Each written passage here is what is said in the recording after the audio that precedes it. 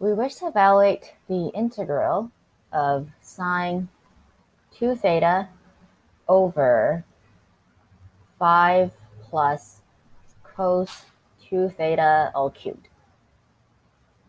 Okay, so we're going to start by doing a substitution. We'll let u be equal to 5 plus cos 2 theta. Then du is going to be sine 2 theta times 2, or sorry, negative sine 2 theta times 2. So we'll put the negative 2 in front, and d theta.